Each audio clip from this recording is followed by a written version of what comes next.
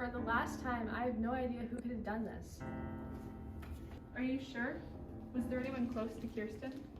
Yeah, her boyfriend Chris, but they were the cutest couple. There's no way someone as sweet as Chris could even hurt a fly. He was even there for me at her funeral. That's all I needed to know. Thank you for your cooperation, ma'am.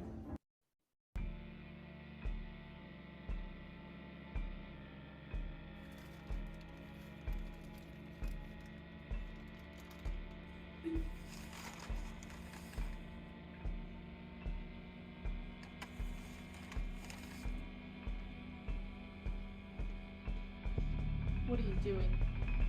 What's in the bag, Chris?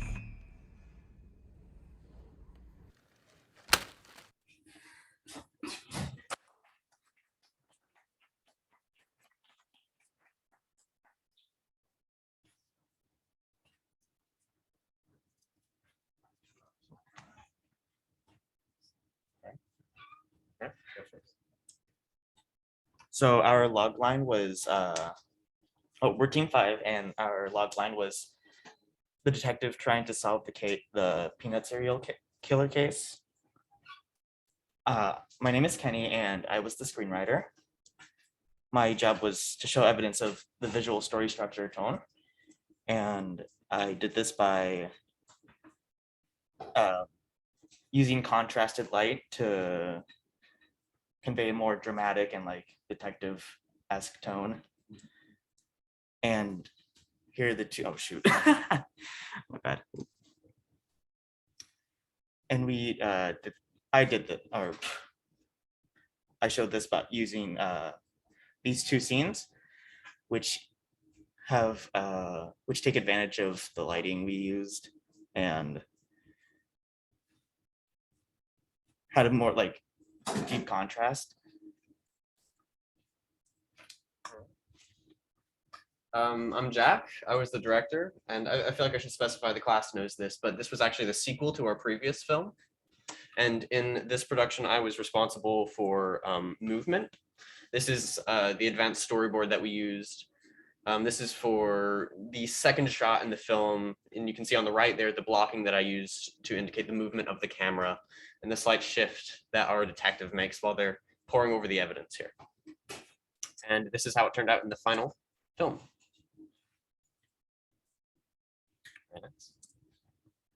There you go.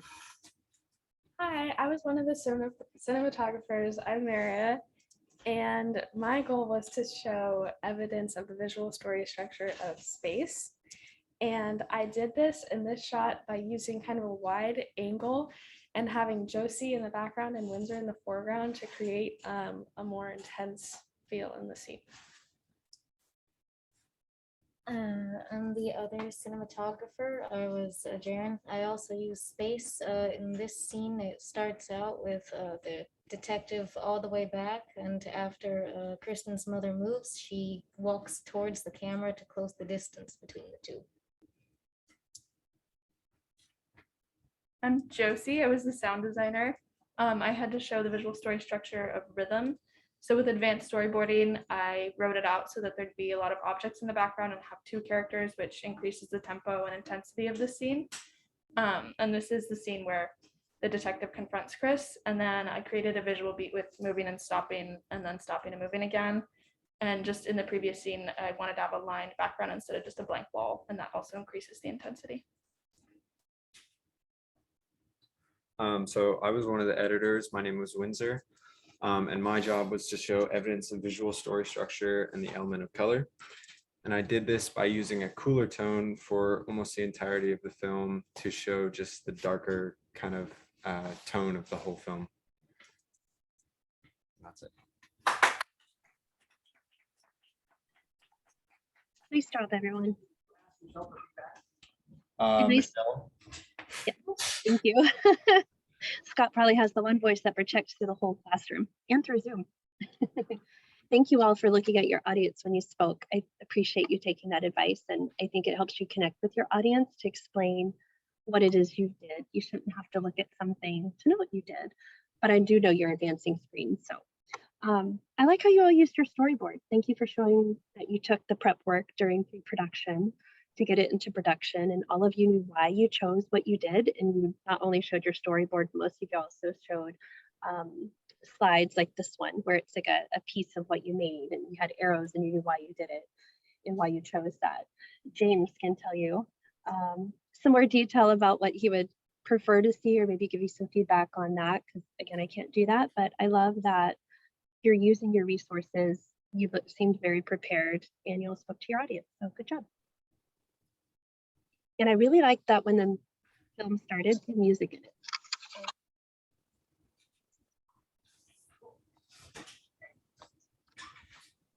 I'm done. It's up for you now, James. I really liked the way the camera moved. There was one shot earlier on where you started left the detective while they were looking at the board peanuts, and you crossed behind them to the other side to frame them differently, which was to me communicated their thinking that things are being discovered in the moment. Also, bringing the photo off the board and then doing a flashback communicated really well. That's what I understood was happening there. I might be wrong, but really great way of using visual language to communicate something taking place in the past. And the detective coming down the hallway and then peeking around the corner. And at that same time, the detective peeks around the corner, the camera makes space to see what the detective can see. It's really slick. Jerrin. Yeah, that was I thought that was pretty cool. And I saw in your storyboards, I saw some of those outline storyboard, or especially the early shot with the camera coming behind the detective while the detective's in the board. The fact that you had that storyboarded out, I thought was really cool. And then you had the overhead showing what your subject was doing, what they're looking at, what was the space, how the camera would move. That's super helpful tool. Awesome to see you doing that. Then when we had our peanut guy with the bag, camera almost had a POV shot from like the bag's perspective. Not quite, you can still see the bag in frame. From a low angle looking up, which I thought did a good job of kind of creating a menacing feel. And then having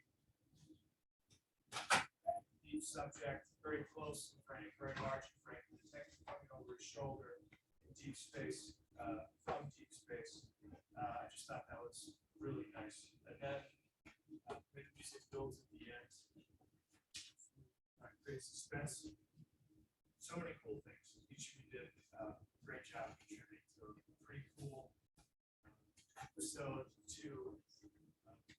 What do you call this series? Yeah. Murders? Peanut serial killer, I guess. Yeah. Very cool. Good work.